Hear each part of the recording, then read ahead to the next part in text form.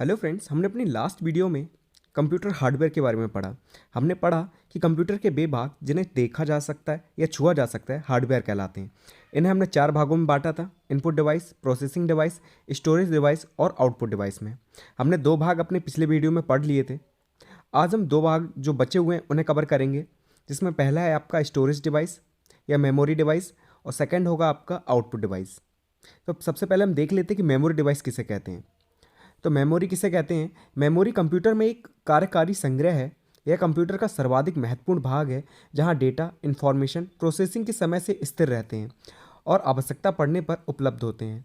Memory में data संग्रह के लिए अनेक स्थान निर्धारित होते हैं, जिनकी संख्या निश्चित होती है, जिसे मेमोरी क्षमता या फाइल का आकार कहते हैं।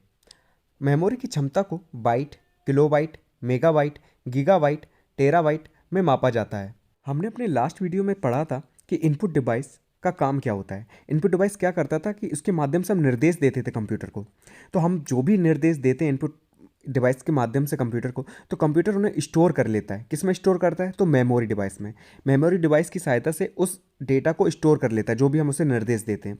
जैसे मनुष्य क्या करता है, हमें कोई भी काम करना होता है, हमें कुछ भी याद रखना होता है, तो हम अपने दिमाग का यूज़ करते हैं, ठीक है, दिमाग में स्टोर करते हैं। वैसे ही कंप्यूटर अपनी किसी भी डेटा को, किसी भी इंस्ट्रक्शंस को, जो भी निर्देश उसे दिए जाते हैं, हर चीज़ को वो मेमोरी डिवाइस में स्टोर कर लेता है। तो कंप्यूटर की मेमोरी कहाँ होती है? तो वो होती है सीपीयू में। तो जो सीपीयू मेमोरी होती है वो उसकी आंतरिक मेमोरी भी हम उसे कहते हैं, प्राथमिक मेमोरी भी उसे कहते हैं, जिसे हम प्राइमरी मेमोरी कह सकते हैं। अब इसके एग्जाम्पल देख लेते हैं। तो 256 KB, 23 MB, 1.8 GB एटसेट्रा। आपने रैम के बारे में सुना होगा, जो आपके मोबाइल में होती है रैम, ठीक है। तो रैम में आपने सुना होगा किसी की 2 GB होती है, किसी की 3 GB होती है। उसी में डेटा स्टोर रखते हैं ना। तो ज़्यादा से ज़्यादा जो रैम होती है जिस मोबाइल की, उसे हम अच्छा मानते हैं कि जितनी ज़्यादा रैम होगी उतने ज़्यादा उसमें ऐप आ पाएंगे, उतनी ज़्यादा चीज़ें इसमें स्टोर हो सकती हैं। तो यही होता है ना। तो आपने पहले से सुन रखा है कि 256 KB या 2 GB या 3 GB ऐसे करके सुन रखा है ना। फिर है मेमोरी की क्षमता। कंप्यूटर में लगा सर्किट केवल मशीन लैंग्वेज समझ सकता है। इस भाषा में केवल 2 ही अंकों का प्रयोग किया जाता है, 0 और 1। इसे हम बाइनरी नंबर भी बोलते हैं, 0 और 1 को। और जो कंप्यूटर होता है बाइनरी नंबर को ही समझ पाता है, ठीक है। इसमें एक इलेक्ट्रॉनिक सर्किट लगा होता है, जिसे हम मशीन भी कह सकते हैं, वो सिर्फ मशीन लैंग्वेज को समझ सकता है। तो जो कंप्यूटर किस भाषा को समझता है, तो वो मशीन लैंग्वेज को समझता है। इस भाषा में केवल 2 ही अंकों का प्रयोग होता है, 0 और 1, ठीक है। जो भी बात उसे करनी होती है, जो भी चीज़ समझनी होती है, वो 0 और 1 की भाषा में ही समझता है। स्टोरेज डिवाइस में स्टोर डेटा 0 और 1 में परिवर्तित होता है। 0 और 1 को बाइनरी डिजिट कहा जाता है। बिट स्थानांतरण की सबसे छोटी राशि बिट है, जो बाइनरी कोडिंग में 0 या 1 का मान समाहित करती है। मतलब अगर स्टोरेज की सबसे छोटी यूनिट देखी जाए तो वो बिट है, बिट कहलाती है। अब हम देख लेते हैं कि ये एग्जाम में पूछा जा सकता है, ठीक है, 1 नंबर में भी आ सकता है, ऑब्जेक्टिव में, और वैसे भी पूछा जा सकता है। तो 4 बिट बराबर आपका 1 निबल होता है, ठीक है। 4 बिट बराबर कितना होता है? तो 1 निबल। और 8 बिट बराबर 1 बाइट होता है। बाइट से आपको चीज़ें समझ में आने लगेंगी। आपने किलोबाइट सुना होगा, केबी सुना होगा शॉर्ट फॉर्म में। जब भी आप नेट यूज़ करते हैं तो उसमें केबी में स्पीड आती है, ठीक है, या केबी में आपका डेटा खर्च होता है, आपको एमबी मिलती हैं। आप जब भी 1 GB बराबर कितना होता है?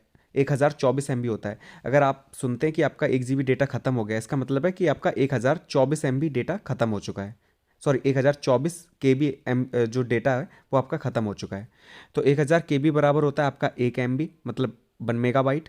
1024 MB बराबर होता है 1 GB, मतलब गीगाबाइट। और 1024 GB बराबर होता है 1 TB, मतलब 1 टेराबाइट। तो ये चीज़ें ये आपको याद रखनी है, सारी इंपॉर्टेंट है, और 1 मार्क्स में आ सकता है, ठीक है, ऑब्जेक्टिव में। 1024 TB बराबर होता है 1 PB, जिसे हम पेंटाबाइट कहते हैं। तो अब टाइप ऑफ मेमोरी देख लेते हैं। मेमोरी 2 टाइप की होती है कंप्यूटर की। पहली होती है प्राथमिक मेमोरी, जैसे हम इंग्लिश में प्राइमरी मेमोरी कहते हैं। दूसरी होती है द्वितीयक मेमोरी, जिसे हम सेकेंडरी मेमोरी कहते हैं। अब हम पढ़ लेते हैं कि प्राइमरी मेमोरी कौन कौन सी होती है। तो प्राइमरी मेमोरी को 2 भागों में बांटा गया है। पहला रैम, जिसे रैंडम एक्सेस मेमोरी कहते हैं। फिर है रोम, जिसे रीड ओनली मेमोरी कहते हैं। इसे भी 2 भागों में बांटा गया है। रैम को बांटा गया है स्टैटिक रैम में और डायनेमिक रैम में। वहीं रोम को बांटा गया है रोम में, ठीक है, PROM, और ई प्रोम में, EPROM या EEPROM। और द्वितीयक मेमोरी जो है उसे हम बांट सकते हैं हार्ड डिस्क में, फ्लॉपी डिस्क में, CD में, DVD, ये सारी सारी द्वितीयक मेमोरी में आते हैं। प्राथमिक मेमोरी को इंटरनल मेमोरी के नाम से भी जाना जाता है। यह कंप्यूटर की मुख्य मेमोरी होती है। यह अर्धचालक यानी कि सेमीकंडक्टर धातु से बनाई जाती है। इसमें किसी भी डेटा को अस्थायी रूप से कम समय के लिए रखा जाता है। इसकी भंडारण क्षमता द्वितीयक मेमोरी की अपेक्षा कम होती है। यह द्वितीयक मेमोरी से गति में तीव्र होती है। कहने का मतलब है इसकी गति ज़्यादा होती है, लेकिन इसमें डेटा को अस्थायी रूप से रखा जाता है, ठीक है, कम समय के लिए। लंबे समय तक आप इसमें स्टोर नहीं कर सकते, कुछ समय के लिए आप इसमें डेटा को स्टोर रखते हैं अस्थायी रूप से। और भंडारण क्षमता की बात की जाए तो द्वितीयक मेमोरी से ये कम होती है। द्वितीयक मेमोरी में क्या रहता है कि आप अलग से लगाते हैं चीज़ों को, ये फिट होती है उसमें इंटरनल रूप से, ठीक है, इंटरनल रूप से ये फिट रहती है। और इसमें क्या है कि भंडारण क्षमता कम रहती है, गति तीव्र होती है द्वितीयक मेमोरी की अपेक्षा। इसके निम्नलिखित दो प्रकार हैं, पहला रैम और दूसरा रोम। रैम के बारे में पढ़ लेते हैं। तो जो रैम का क्वेश्चन है ये 2016 में पूछा गया है डीएलएड में आपके। रैम के बारे में क्या है कि इसमें वर्तमान में प्रोसेस हो रहे डेटा को रखा जाता है। यह रीड राइट मेमोरी यानी कि परिवर्तनशील मेमोरी है, अर्थात इससे डेटा पढ़ा भी जा सकता है और लिखा भी जा सकता है। मतलब इसमें जो डेटा होता है उसे हम पढ़ भी सकते हैं और लिख भी सकते हैं। यह मेमोरी तब तक अपने अंदर डेटा स्टोर करती है जब तक कंप्यूटर में विद्युत आपूर्ति लगातार जारी रहती है। पावर ऑफ होते ही स्टोर डेटा खत्म हो जाता है। आपने कई बार देखा होगा डेटा, आप क्या करते हैं, कई कमांड्स ऐसी रहती हैं जो कंप्यूटर जब तक लाइट आ रही है उसमें तब तक तो डेटा बना रहता है, क्योंकि वो चीज़ें स्टोर रहती हैं। और जैसे ही कंप्यूटर बंद हो जाता है फिर हम उसे प्रोसेस करते हैं तो वो डेटा में नहीं दिखाई पड़ता। जैसे आप कमांड करते हैं कॉपी का या पेस्ट का, ठीक है, कोई चीज़ आपने कॉपी कर ली तो तब तक जब तक कंप्यूटर में लाइट आ रही है तब तक तो आप उसे पेस्ट कर सकते हैं, कितनी बार भी आप पेस्ट करते रहिए। लेकिन जैसी लाइट चली जाएगी तब वो चीज़ चली जाती है, फिर वो आप पेस्ट नहीं कर सकते। तो यही चीज़ कहलाती है कि इसमें जो डेटा होता है वो जब तक लाइट है तब तक तो स्टोर रहेगा, लेकिन जैसी ही लाइट चली गई, विद्युत आपूर्ति बंद हो गई, पावर ऑफ हो गया, तो वो डेटा अपने आप ही मिट जाता है। यह दो प्रकार की होती है। पहली होती है आपकी एस रैम और दूसरी होती है डी रैम, ठीक है। तो स्टैटिक रैम और डायनेमिक रैम, अब इनके बारे में पढ़ लेते हैं। फिर है आपका स्टैटिक रैम, जिसे हम लोग स्टैटिक रैंडम एक्सेस मेमोरी कहते हैं। इस प्रकार की रैम में बहुत कम रिफ्रेश होता है, जिस कारण डेटा देर तक स्टोर रह पाता है।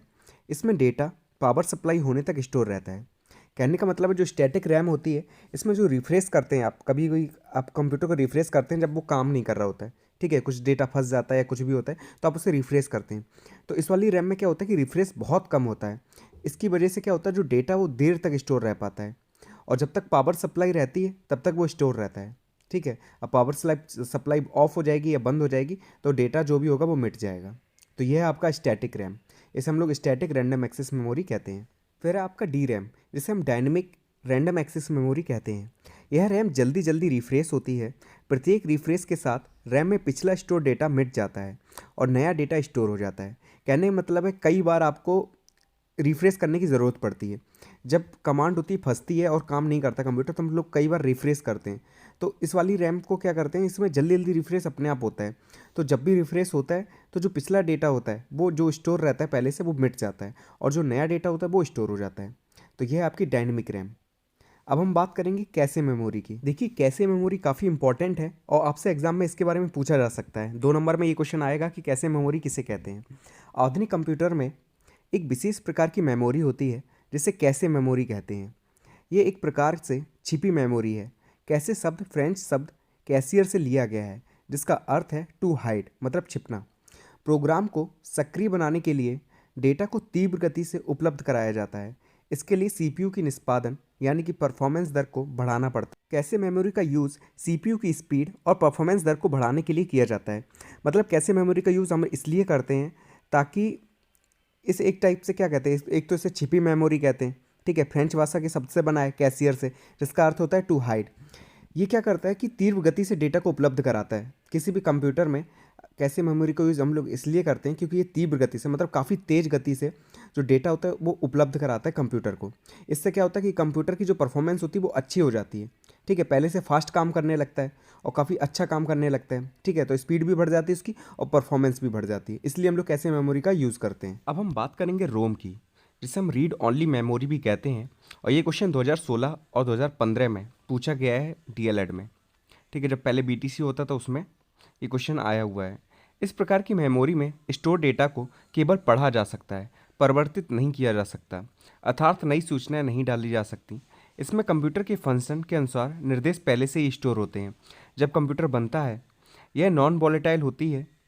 कहने का मतलब है कंप्यूटर की वो मेमोरी जो कंप्यूटर जब बनाया जाता है तब उसमें स्टोर की जाती है, ठीक है। तो रोम जब बनती है वो उसी समय बनाई जाती है जब कंप्यूटर बनाया जाता है, पहले से इसमें होती है। इसमें क्या होता है, जो डेटा होता है वो पहले से स्टोर रहता है। जो कंप्यूटर में फंक्शंस वगैरह होते हैं, जो ऐप वगैरह उसमें जो आपको दिखती हैं देखने में, ठीक है, जो प्रोग्राम्स वगैरह दिखते हैं वो सारे के सारे रोम में ही स्टोर किए जाते हैं।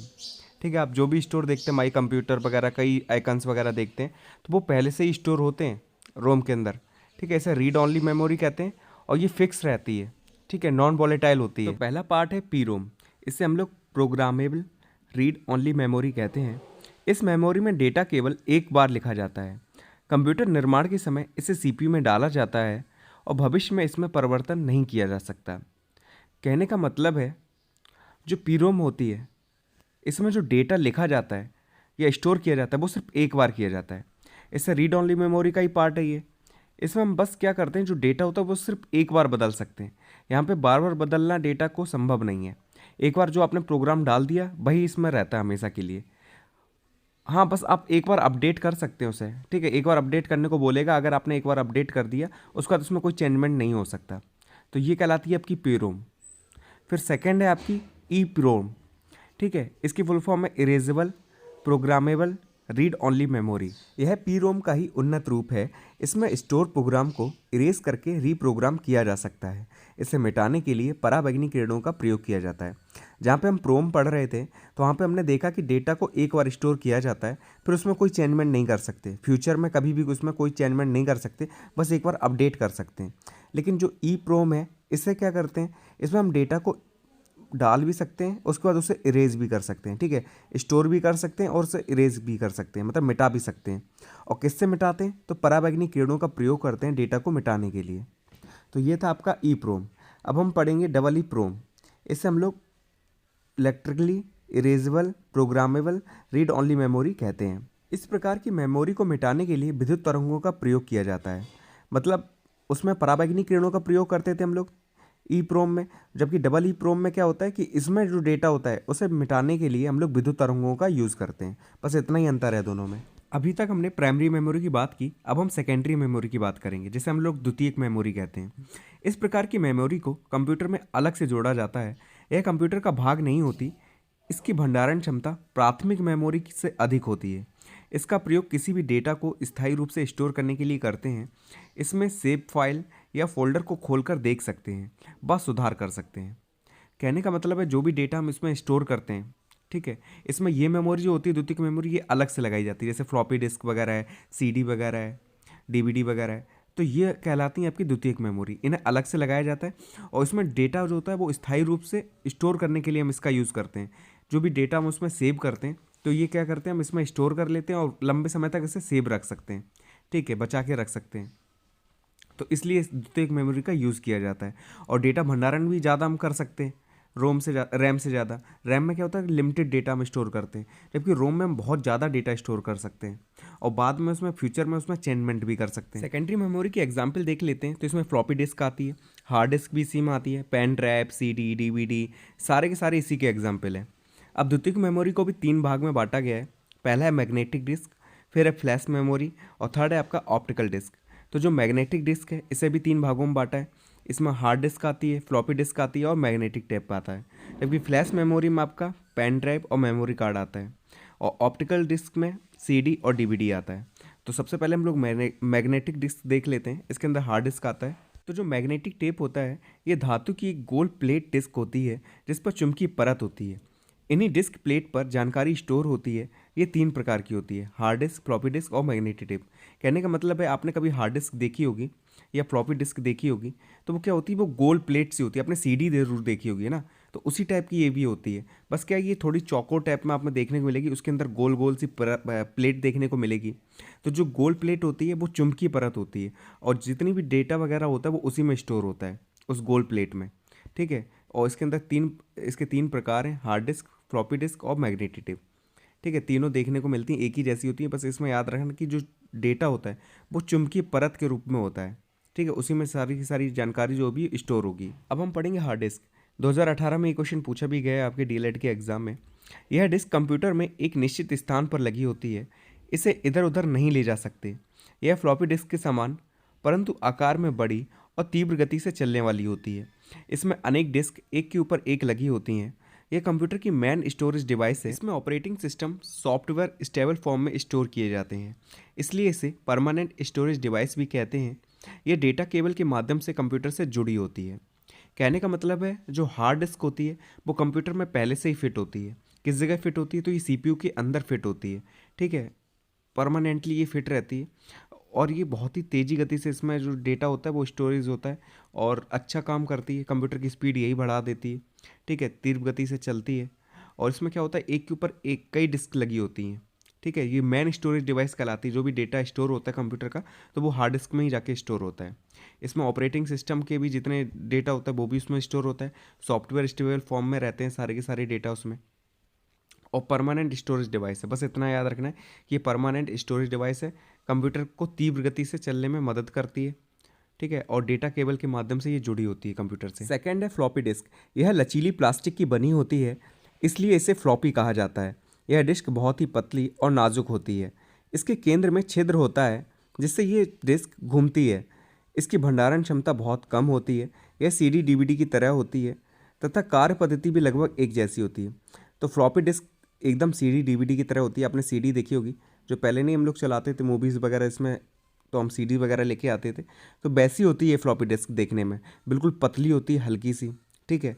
तो अगर ज़्यादा मोड़ेंगे तो टूट भी जाती है। तो काफ़ी लचीली प्लास्टिक की बनी होती है, ठीक है। और इसके बीच में छिद्र होता है, जैसा सीडी में आपने देखा होगा, ठीक है। सीडी में बीच में गोल गोल होता है ना छेद, तो वैसे ही इसमें भी वैसे ही छिद्र रहता है जिसके चारों तरफ ये घूमती है डिस्क, ठीक है। इसकी भंडारण क्षमता की बात करें तो स्टोरेज इसमें काफ़ी कम रहता है, बिल्कुल सीडी डीवीडी की तरह कार्य करती है। बस इतना याद रखना है फ्लॉपी डिस्क।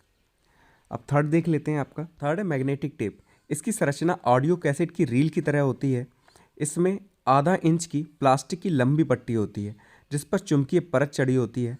इस पर अत्यधिक मात्रा में डेटा स्टोर किया जा सकता है।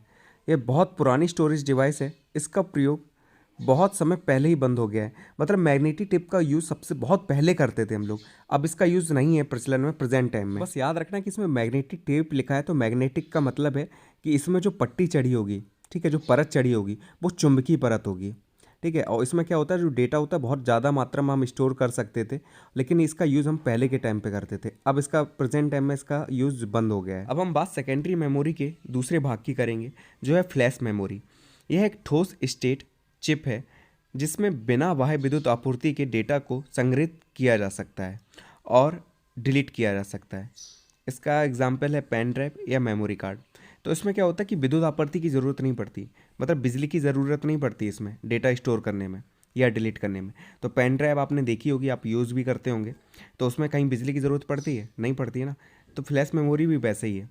ये ठोस होती है, ठोस स्टेट में रहती है इसकी चिप। जो आपने चिप देखी होगी छोटी सी पड़ती है, और इसमें क्या होता है कि बाह्य विद्युत आपूर्ति की ज़रूरत नहीं पड़ती डेटा को स्टोर करने में। बस इतना याद रखना है। इसका एग्जाम्पल है पेन ड्राइव। पेन ड्राइव क्या है? यह एक छोटा सा अधिक भंडारण वाला यंत्र है। इसके द्वारा सूचनाओं को एक स्थान से दूसरे स्थान पर आसानी से ले जा सकता है। अर्थात यह पोर्टेबल स्टोरेज डिवाइस है। यह 2, 4, 8, 16 एवं 32 आदि क्षमता में उपलब्ध है, ठीक है। इतनी जीबी तक की चिपें आती थी इससे पहले, लेकिन किंगस्टन ने क्या किया, किंगस्टन ने डेटा ट्रैवलर 300 के नाम से 256 जीबी की पेन ड्राइव बाज़ार में उतारी है, जो अब तक की सबसे अधिक क्षमता वाली पेन ड्राइव है। कहने का मतलब है, आपने पहले जब चाइना के मोबाइल चलते थे तो आपने देखा होगा कि 2 जीबी की हम लोग चिप लेकर घूमते थे, 2 जीबी की, 4 जीबी की, 8 की, 16 की, ठीक है। फिर 32 की भी आने लगी, लेकिन हम लोग उसे खरीद ही नहीं पाते थे, काफ़ी महंगी आती थी 32 जीबी की। लेकिन प्रेजेंट टाइम में किंगस्टन ने 256 जीबी तक की पेन ड्राइव बाज़ार में उतार दी है, जिसे हम किस नाम से जानते हैं, तो डेटा ट्रैवलर 300 के नाम से। अब थर्ड है आपका मेमोरी कार्ड। यह एक छोटी चिप होती है। इसका उपयोग फ़ोटो, वीडियो एवं अन्य सूचनाओं को सुरक्षित करने में किया जाता है। इसका उपयोग मोबाइल फ़ोन, डिजिटल कैमरा आदि में किया जाता है। इसकी भंडारण क्षमता भी अलग अलग होती है। तो मेमोरी कार्ड से हम सभी वाकिफ़ हैं। हम लोगों के पास घर में पहले रखी रहती थी 2 जीबी की, 4 जीबी की मेमोरी कार्ड, ठीक है। उसमें डेटा को हम स्टोर कर लेते थे, फ़ोटोज़ वगैरह स्टोर कर लेते थे, मूवी लेके आते थे, ठीक है। जब भी हमें मार्केट से मूवी वगैरह लानी होती थी तो मेमोरी कार्ड का यूज़ करते थे, मेमोरी कार्ड में ले आते थे या पेन ड्राइव में ले आते थे। तो वही कहलाता है आपका मेमोरी कार्ड, ठीक है। छोटी सी चिप होती है, इसमें हम लोग फ़ोटो, वीडियो आदि को, सूचनाओं को एकत्रित करते हैं, ठीक है, स्टोर करते हैं। और इसका यूज़ कहाँ करते हैं, तो मोबाइल फ़ोन में करते हैं, या आप जो कैमरा यूज़ करते हैं डिजिटल कैमरा, उसमें भी इसका यूज़ किया जाता है, ठीक है। उसमें भी जो फोटोज़ वगैरह स्टोर की जाती हैं वो इसी की सहायता से की जाती है। सेकेंडरी स्टोरेज है। इसका तीसरा पार्ट है आपका ऑप्टिकल डिस्क। पॉलीकार्बोनेट पदार्थ से बनी इस डिस्क पर मेटल का लेप होता है। इसमें संग्रहित डेटा को लेज़र किरणों की सहायता से रीड या राइट किया जाता है। कहने का मतलब है, आपने जो सीडी डीवीडी देखी होंगी, इसके एग्जाम्पल हैं वो ऑप्टिकल डिस्क के, तो उसमें जो लाइंस वगैरह दिखती हैं जो शाइनिंग मारती हैं, ठीक है, तो वो किससे बनी होती है? वो बनी होती है पॉलीकार्बोनेट से, ठीक है। पॉलीकार्बोनेट एक पदार्थ होता है, इससे बनी होती हैं। और इस डिस्क पर क्या होता है? वो मेटल का लेप होता है, ठीक है। जो मेटल होता है उसका लेप होता है उस पर, उसके चक्कर में वो शाइनिंग मारती हैं, थोड़ी चमकती हैं, ठीक है। और उसमें जो डेटा होता है उसे कैसे रीड किया जाता है? तो उसे लेज़र किरणों की सहायता से रीड या राइट किया जा सकता है, मतलब पढ़ा या लिखा जा सकता है कि उस पर क्या लिखा है। और इसके एग्जाम्पल क्या है? तो सीडी, जैसे हम कॉम्पैक्ट डिस्क कहते हैं, या डीवीडी। मोस्टली आपकी इसकी फुल फॉर्म याद रखना है कि डीवीडी की फुल फॉर्म है डिजिटल वर्सेटाइल डिस्क और सीडी की है कॉम्पैक्ट डिस्क। अब कुछ फुल फॉर्म मैंने आपकी यहाँ पे लिखी हुई हैं, काफ़ी इंपॉर्टेंट हैं, आप इनको याद रखना कि BIOS की फुल फॉर्म है basic input output system. RAM की है रैंडम एक्सेस मेमोरी, रोम की है आपकी रीड ओनली मेमोरी, CU की है कंट्रोल यूनिट, ALU को हम कहते हैं अर्थमेटिक एंड लॉजिक यूनिट या लॉजिकल यूनिट, CD की है आपकी कॉम्पैक्ट डिस्क और DVD की है आपकी डिजिटल वर्सेटाइल डिस्क, ठीक है। तो ये कुछ फुल फॉर्म्स हो गई आपकी। और EPROM की, PROM की, इनकी भी याद रखना, प्रोग्रामेबल रीड ओनली मेमोरी। तो सारी फुल फॉर्म्स याद रखिएगा। अब हम पढ़ेंगे आउटपुट डिवाइस को। कंप्यूटर को जो सूचनाएं व निर्देश दिए जाते हैं उसके अनुसार कंप्यूटर ने जो कार्य किया उसको जानने के लिए कंप्यूटर हमारे पास विभिन्न माध्यमों से सूचनाएं प्रेषित करता है। ये उपकरण आउटपुट डिवाइस कहलाते हैं। अर्थात आउटपुट डिवाइस वे डिवाइस हैं जिनके द्वारा कंप्यूटर से प्राप्त परिणाम को देखा जा सकता है या प्राप्त किया जा सकता है। कहने का मतलब है, हमने पढ़ा कि इनपुट डिवाइस के माध्यम से हम कंप्यूटर को निर्देश देते हैं, ठीक है। हमें कंप्यूटर से जो भी काम कराना होता है तो हम निर्देश देते हैं इनपुट डिवाइस के माध्यम से। जैसे हमने कहा कि हमें ये चीज़ प्रिंट करनी है तो हमने उसे निर्देश दिया, ठीक है, इनपुट डिवाइस के माध्यम से। किसके इनपुट डिवाइस कौन सी? या तो कीबोर्ड के माध्यम से निर्देश दिया होगा प्रिंट का, या हमने माउस की सहायता से उसे निर्देश दिया होगा प्रिंट करने का। अब उसे जो परिणाम देना है, ठीक है, जो रिजल्ट देना है, जो हमने निर्देश दिया, तो वो रिजल्ट जिस माध्यम से देगा वो चीज़ कहलाती है आपकी आउटपुट, जिस डिवाइस के माध्यम से वो रिजल्ट देता है। अब हमने प्रिंट का ऑप्शन दिया था उसे निर्देश, तो प्रिंट किसके माध्यम से देगा? प्रिंटर के माध्यम से। तो जो प्रिंटर हमें दे रहा है रिजल्ट, ठीक है, तो प्रिंटर क्या हो जाएगा? वो कहलाएगी आपकी आउटपुट डिवाइस। तो आउटपुट डिवाइस का एग्जाम्पल है मॉनिटर, प्रिंटर, स्पीकर, तो ये सारे उसके एग्जाम्पल कहलाएंगे। अब हम पढ़ लेते हैं मॉनिटर के बारे में। इसे हम वीडियो के नाम से भी जानते हैं, और वीडियो की फुल फॉर्म है विजुअल डिस्प्ले यूनिट, क्योंकि हमें विजुअल दिखाती है इसलिए इसे हम वीडियो भी बोलते हैं। यह एक ऐसी डिवाइस है जिसके द्वारा कंप्यूटर के प्रत्येक कार्य को निरंतर देखा जा सकता है। यह दिखने में टीवी जैसा दिखता है, जिसे तार द्वारा CPU से जोड़ देते हैं। यह टेक्स्ट तथा ग्राफिक्स दोनों को प्रदर्शित करता है। यह बाइनरी आउटपुट को मानव द्वारा समझने योग्य भाषा में प्रकाशित करता है। तो मॉनिटर से आप सभी परिचित होंगे, आपने मॉनिटर देखा भी होगा, जो टीवी जैसा हमें स्क्रीन दिखती है, ठीक है, तो वही मॉनिटर कहलाता है। जो हम स्क्रीन देख रहे होते हैं ना, जो चीज़ चमक रही होती है, जिसमें हम विजुअल्स देख रहे होते हैं, मूवी देखते हैं, हम लोग टाइपिंग करते हैं, जो चीज़ हमें दिख रही हैं सामने, वो सारी की सारी वो मॉनिटर कहलाती है, ठीक है। इसे हम वीडियो भी बोलते हैं। आउटपुट डिवाइस है, ये क्या करती है? हम जो भी कार्य करते हैं वो हमें दिखाती है, ठीक है, रिजल्ट दे रही है, जो भी चीज़ हम कर रहे हैं उसमें रिजल्ट दे रही है, तो क्या हो जाएगी? ये आउटपुट डिवाइस हो जाएगी। ये चीज़ें हमें प्रदर्शित करती है, चाहे हम टेक्स्ट कर रहे हो, चाहे हमें ग्राफिक्स देख रहे हो, तो ये सब चीज़ें हमें दिखाती है। तो ये चीज़ क्या है? आउटपुट डिवाइस है। मॉनिटर क्या हो जाएगी? Output device. आउटपुट डिवाइस है आपकी प्रिंटर। ये एक ऐसा आउटपुट डिवाइस है जो डेटा को प्रिंट करने के काम आता है, अर्थात इसके सॉफ्ट कॉपी को हार्ड कॉपी में चेंज करते हैं। इसका प्रयोग बुक, रिपोर्ट, चित्र, बैंक आदि के दस्तावेज को प्रिंट करने के लिए किया जाता है। तो प्रिंटर का यूज़ आप सभी जानते हैं क्या क्या होता है। प्रिंटर का यूज़, हम जो भी चीज़ उसे निर्देश देते हैं, जो भी चीज़ हमें प्रिंट करनी होती है तो ये प्रिंट करके देता है हमें। तो जो उसकी सॉफ्ट कॉपी होती है उसे हार्ड कॉपी में कन्वर्ट करके देता है। कितने टाइप के होते हैं प्रिंटर? तो ये 2 टाइप के होते हैं। पहला इम्पैक्ट प्रिंटर और सेकंड होता है आपका नॉन इम्पैक्ट प्रिंटर।